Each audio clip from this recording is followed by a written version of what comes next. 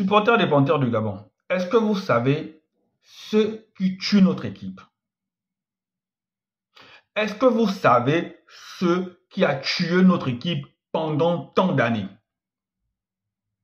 Est-ce que vous savez ce qui fait en sorte que notre équipe n'a pas des résultats probants?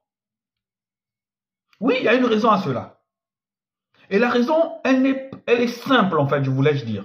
La raison, elle est simple. La raison, c'est que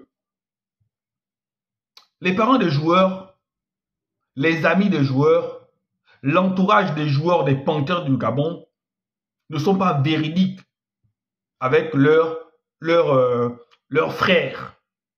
Ils ne sont pas véridiques.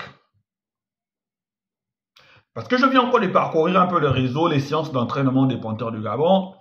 Tu vois là-bas, machine, c'est toi la machine, c'est toi l'homme, c'est toi le monstre, c'est toi le ceci, c'est toi le cela. Quand on voit la photo d'un Orphée Binan, attaquant, qui a joué 13 matchs dans la saison et qui a un but, et que vous lui dites que c'est lui la machine, c'est quoi le message dans sa tête? C'est quoi le message dans son cerveau? Il se dit déjà que si avec un but, je suis considéré comme la machine, mais je n'ai pas de raison de travailler plus. Je n'ai pas de raison d'essayer de me surpasser. Un but, les amis. Attaquant, un but. Je ne sais pas si vous avez les stats de vos parents. Je ne sais pas si vous avez les stats de la saison des joueurs des Panthères du Gabon, mais essayez quand même de vous renseigner, essayez quand même de faire des recherches. Ce n'est pas normal de les encourager lorsque les stats ne sont pas bons. Je comprends. Ce sont vos parents. On est toujours fier de son frère, on est toujours fier de son fils, on est toujours fier de son neveu. Mais à un moment donné, on parle de l'équipe nationale du Gabon. Et ce genre de commentaire ne garantit pas le succès de cette équipe-là. Un joueur qui a 0 but, mais vous lui dites quand même que c'est lui la machine. Il y a un problème, hein. Il y a un véritable problème. Et c'est ce comportement-là, ces agissements-là qui tuent le football gabonais, qui tuent l'équipe nationale, qui font en sorte que l'équipe nationale ne progresse pas. Parce qu'on a vu même par le passé, lorsque l'équipe nationale est engagée dans les compétitions africaines, comme une CAN, dès que le Gabon gagne un match, 2 matchs, on met nos joueurs sur un piédestal, pas possible, comme s'ils avaient gagné la Coupe d'Afrique.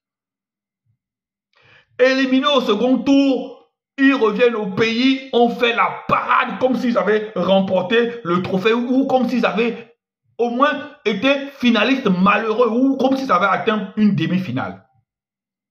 Supporters gabonais, supporters des Panthères du Gabon, apprenons à donner de la valeur à cette équipe-là.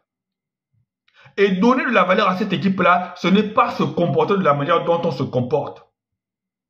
Et normaliser le fait, vous qui avez les parents en équipe nationale, que on a le droit de donner des avis sur les gens qui sont appelés en équipe nationale, parce que l'équipe nationale, c'est notre bien commun à tous.